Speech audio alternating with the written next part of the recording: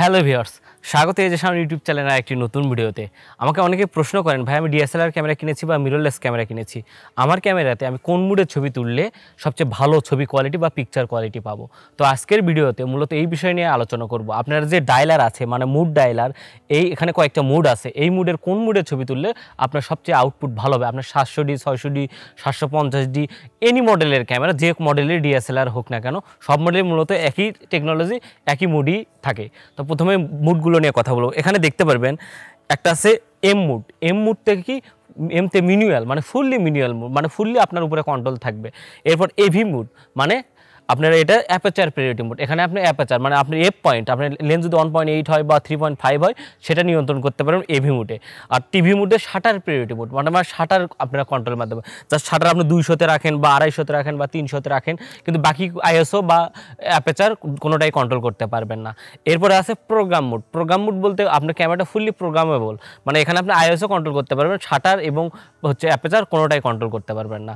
এরপরে যে মুডটা আছে এটা এ প্লাস বা এ মুড, যেটা হচ্ছে ফুললি অটো মুড। তো এই কয়েকটা মুড, এই 4টা মুডই আছে। এই 4টা মুড নিয়ে কথা বলবো। এই 4টা মুডের কোন মুড দিয়ে সবচেয়ে ভালো ছবি সেটা আপনাদের দেখাবো। তাহলে প্রথমে আমি যাব হচ্ছে এভি মুড। এভি মুড কেন যাচ্ছে জানেন? যারা বিশেষ করে ওয়েডিং ফটোগ্রাফি করবেন বা বেশি বেশি ছবি তুলবেন, সবচেয়ে বেশি ব্যবহার করেন এভি মুড।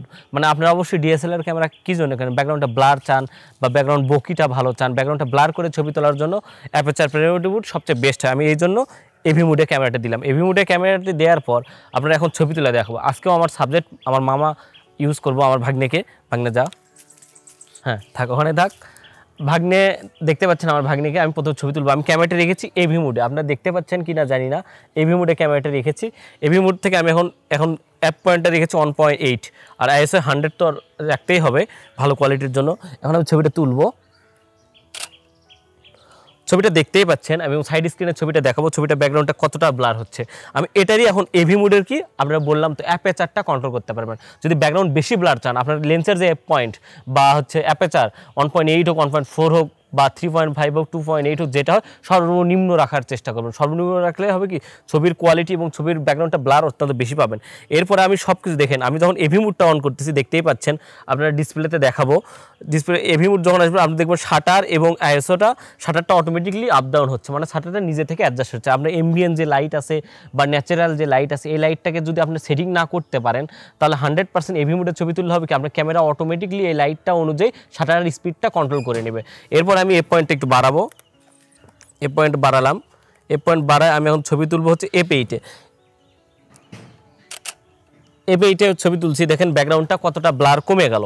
মানে যখন অ্যাপারচারটা বাড়াবেন, মানে এফ পয়েন্টটা বাড়াবেন, ধরেন F8, F9, F6 যত বাড়ার দিকে যাবেন তখন আপনারা ব্যাকগ্রাউন্ডটা ব্লার কম পাবেন, তখন এই ছবিটা অটোমেটিক। আর দেখতে পারেন যখন এফ পয়েন্টটা বাড়াবেন বা এফের ইয়েটা ফোকাল লিংকটা ছোটো করবেন, F12 বা F22, F16 যেটাই করেন না কেন, তখন দেখবেন শাটার স্পিডটা স্লো হবে।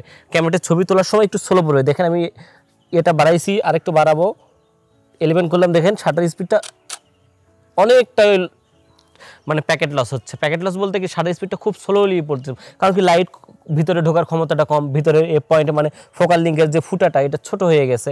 এখন অ্যাপারচার যদি আমি আবার বাড়াই, আবার মানে কমিয়ে এ পয়েন্টটা কমিয়ে 1.8-এ যাবো, দেখেন এখন ছবিটা খুবই দ্রুত তুলতে পারবে। আপনারা দেখতেই পাচ্ছেন ক্যামেরার শব্দ শুধু খুবই দ্রুত, শব্দ অনুযায়ী কিন্তু আপনারা বুঝতে পারছেন ক্যামেরাটা কন্ট্রোলটা হচ্ছে।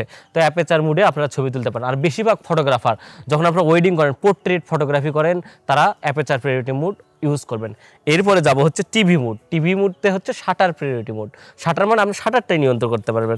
দেখতে পাচ্ছেন এফ পয়েন্ট এবং আইএসওটা কন্ট্রোল করতে পারবেন, বা আইএসওটাও কন্ট্রোল করতে পারবেন। তো আইএসও 100 রেখেছি, এফ পয়েন্টটা এখানে দেখাবে না তখন, যখন আপনারা টিভি মুডটা অন করবেন। এখন আমি এফ পয়েন্টটা দেখেন, আমি ছবি তুলতেছি, ছবিটা তুললাম, ছবিটা ক্লিয়ার। যখন আমি শাটার স্পিডটা কমাইয়ে দিব, ধরেন কমাই দিলাম, মাত্র 18 করে দিলাম, দেন শাটারটা কমে দিলে ছবিটা কেমন হচ্ছে সাইড স্ক্রিন অবশ্যই দেখতে পাচ্ছেন। এটা একদম ফুললি র ছবি কিন্তু, আর ছবিটা শাটার পিরিয়ড। আর শাটার পিরিয়ড মোডের সুবিধা কি জানেন?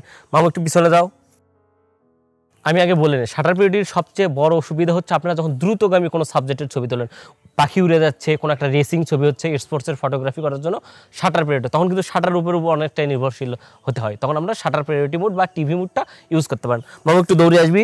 মামাই দেখতে পেলেন আমি ছবি তুলছি, দেখেন লো শাটার স্পিডে তোলার জন্য শেখে আসছে। কিন্তু এটাই যদি আমি শাটার স্পিডটা বাড়াইয়া দিই, শাটার স্পিড বাড়াবো, আমি শাটার স্পিড 600 রাখলাম। যাও মামা, আরেকবার একটু যাও মামাই। দেখেন শাটার স্পিডটা কত দ্রুত আছে, এখন ছবিটা দেখেন অনেকটাই ক্লিয়ার। মানে আপনি ফুললি রানিং যে শ্যুটগুলো, এই শ্যুটগুলো আপনারাতে শাটার স্পিড বা টিভি মুডে তুলতে পারেন।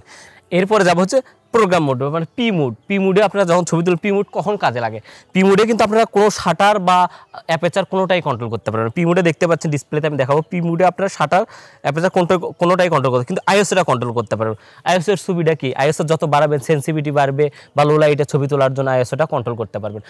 এই প্রোগ্রাম মোড কখন কাজে লাগে? কোনো একটা ওয়েডিংয়ের ফটোগ্রাফি যখন করবেন, বিশেষ করে লো লাইট, ন্যাচারাল লাইট, বা আপনারা যখন বিয়ের মণ্ডপে বসছে বা পাত্রীকে নিয়ে আসতেছে, এই সময় কিন্তু সবসময় ফ্ল্যাশ কন্ট্রোল করে এই সময়টা আপনি বলতে পারবেন না যে ভাইয়া থামেন আমি ছবি তুলব। এটা কিন্তু রানিং যখন শ্যুট নেবেন, লাইটটা পরিমাণ কম, তখন আপনারা প্রোগ্রাম মোডে ছবি তুলবেন।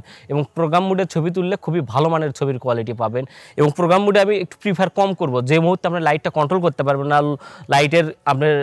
লাইটের ধরে এক্সটার্নাল কোনো ফ্ল্যাশ ইউজ করতে পারবেন না, বা যে কোনো লাইট সোর্স থেকে আপনার যে ন্যাচারাল লাইট আছে, মণ্ডপের যে ন্যাচারাল লাইট আছে, এটাই আইএসও কন্ট্রোলের মাধ্যমে আপনারা ছবি তুলতে পারেন এবং তখন প্রোগ্রাম মোডে যাইতে পারেন। আর প্রোগ্রাম মোডে কিন্তু শুধু আইএসওটা কন্ট্রোল করতে পারবেন।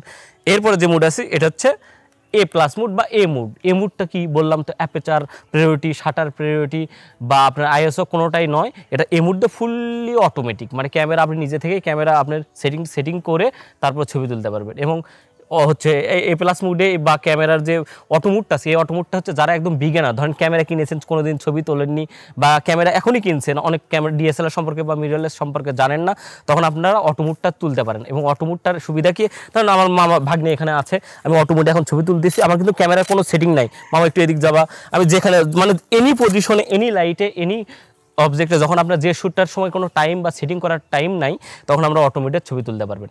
তো বুঝতেই পারলেন মোটামুটি আমি shutter priority, aperture priority, program mode, auto mode কয়েকটা নিয়ে কথা বললাম। এরপরে আসবো ম্যানুয়াল মোড। এবং ম্যানুয়াল মোড নিয়ে একটা বিস্তারিত ভিডিও দেওয়া আছে, সাইড স্ক্রিনে দেওয়া আছে, আপনার চাইলে দেখে আসতে পারেন। আর ম্যানুয়াল মোড শিখলে হয় কি, আপনি লাইটটা নিজে থেকে কন্ট্রোল করতে পারবেন, আপনি কেমন ছবি চান, কেমন কোয়ালিটি চান, তখন আপনারা ম্যানুয়াল মোডে তুলতে পারবেন। আর ম্যানুয়াল মোড নিয়ে ডিসক্রিপশন এবং ইন্ডি স্ক্রিনে একটা A to Z ভিডিও আছে, চাইলে আপনি দেখে আসতে পারেন। ম্যানুয়াল মোডে গেলাম, ম্যানুয়াল মোডে গেলে আপনি দেখতে পারবেন আপনি শাটার, আইএসও, অ্যাপেচার সব কিছুই কন্ট্রোল করতে পারবেন। তো ম্যানুয়াল মোড নিয়ে একটা আলাদা একটা ভিডিও বানাবো, ইন্ডি স্ক্রিনে দেওয়া থাকবে বা ডিসক্রিপশনে দেওয়া থাকবে, চাইলে দেখে আসতে পারেন।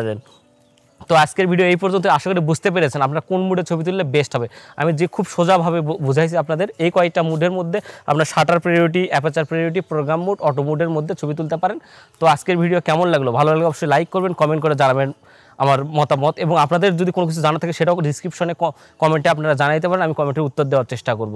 আর একটা কথা বলেন, যারা আমার চ্যানেল নতুন, যারা ডিএসএলআর সম্পর্কে নতুন ধারণা পেতে চান বা শিখতে চান, তারা আমার চ্যানেল ঘুরে আসতে পারেন। যদি ভালো লাগে আমার চ্যানেল এবং পেজটি লাইক করে দিতে পারেন, এবং চ্যানেলটি সাবস্ক্রাইব করে পাশে থাকা বেল আইকনটি ক্লিক করে রাখতে পারেন নতুন সব ভিডিওর আপডেট পর্যন্ত।